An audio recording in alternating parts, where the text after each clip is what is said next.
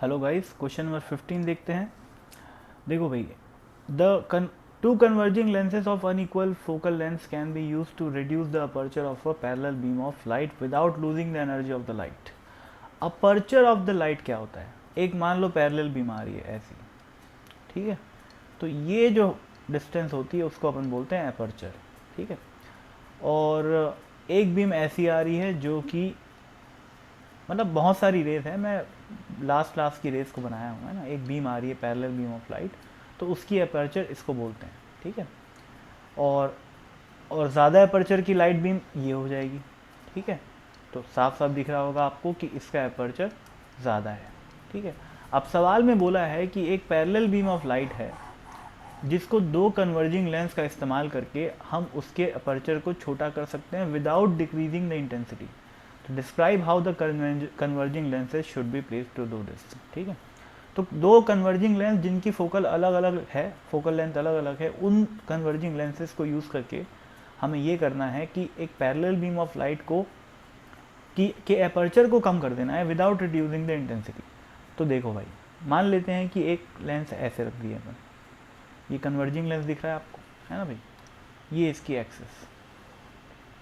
अब यहाँ से मान लो दो रे आई, एक पूरी मोटी सी पैरेलल बीम आ रही है ऐसा मान लो, पर फिलहाल मैं सिर्फ जो कॉर्नर में है उस रे की बात कर रहा हूँ, उन दो रेस की बात कर रहा हूँ। ये कन्वर्ज होके ऐसे आ गई। तो इतना तो समझ में आ रहा होगा भाई कि जितनी भी लाइट्स ऐसी आएंगी, जितनी भी लाइट आएंगी, वो सारी की सारी कन्वर्ज होके इस फोकल लेंथ में आ जाएंगी। ऐसा ही होता है ना भाई। तो ऐसा कुछ बनेगा सेटअप। उसी तरीके से नीचे में भी बना सकता हूँ मैं, है ना भाई।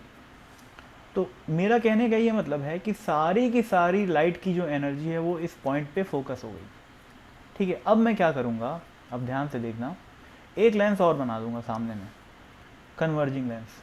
और कन्वर्जिंग लेंस को मैं वहाँ पर रखूँगा सच दैट ये वाला जो पॉइंट है वो इस कन्वर्जिंग लेंस के फोकल लेंथ पे लाए करे, इस कन्वर्जिंग लेंस के, ठीक है। तो होगा क्या, इस पॉइंट से जितनी भी निकलने वाली रेज हैं वो सारी की सारी क्या हो जाएगी, इस लेंस के पास होके वो पैरेलल हो जाएगी, ठीक है। तो जैसे ये वाली लाइट आई थी, ये ऐसे जाएगी, सॉरी, ये जो रे थी फर्स्ट रे वो ऐसे आएगी, ठीक है, और यहाँ से वो कन्वर्ज होके पैरेलल हो जाएगी, ठीक है। इस रे की बात करते हैं, यहाँ से जो स्टार्ट हुई थी वो ऐसे आई, ठीक है, और यहाँ से जो है वो पैरेलल हो गई। उसी तरीके से ये आएगी ऐसे, और यहाँ से जो है वो पैरेलल हो जाएगी। और उसी तरीके से बाकी सारी रेस भी जो है इस तरीके से पैरेलल हो जाएंगी। तो हुआ क्या, अब डायग्राम की एक्यूरेसी पे मत जाओ भाई, है ना, वो कोई बड़ी बात नहीं है। डायग्राम की एक्यूरेसी, अपन यहाँ पर कोई डायग्राम बनाने नहीं बैठे हैं, अपन फिजिक्स पढ़ने बैठे हैं, ठीक है। तो हुआ क्या कि ये जो light parallel beam of light आ रही थी, अब वो ऐसे जा रही है, और आपको दिख रहा होगा कि जितनी भी लाइट रेज आ रही थी वो सारी की सारी यहाँ पर समा गई। तो हुआ क्या कि अपर्चर छोटा हो गया और लाइट की जो इंटेंसिटी है वो बढ़ गई। इंटेंसिटी क्या होती है, इंटेंसिटी होती है एनर्जी पर यूनिट एरिया, ठीक है। तो सपोज करो ये जो रे बीम थी वो गोल थी, ठीक है, ऐसे गोल बीम थी मान लेते हैं, सर्कुलर बीम थी, ठीक है।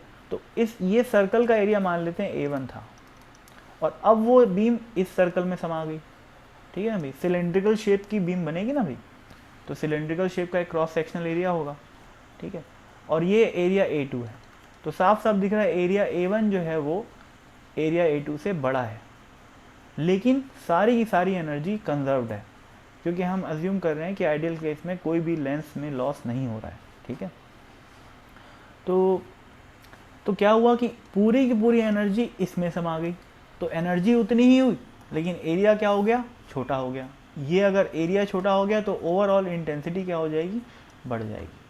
तो भैया इसका सेटअप है, ठीक है। तो इसमें कुछ बहुत ज़्यादा ऐसा नहीं है कि इनोवेटिव कुछ है ना। आपको बस ये देखा हुआ होना चाहिए सेटअप, एक बार आप देख लोगे तो ज़िंदगी में दोबारा कभी नहीं बोलोगे, ठीक है। तो इसमें प्लीज़ ऐसा कोई सवाल मत करना कि सर आपको ये दिमाग में आइडिया कैसे आ गया।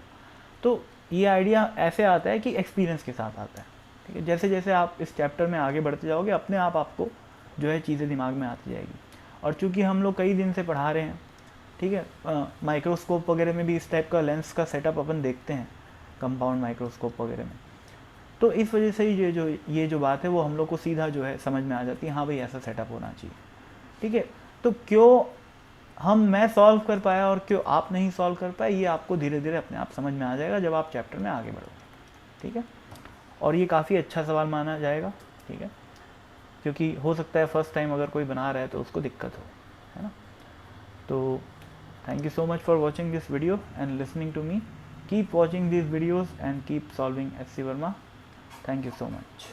Bye.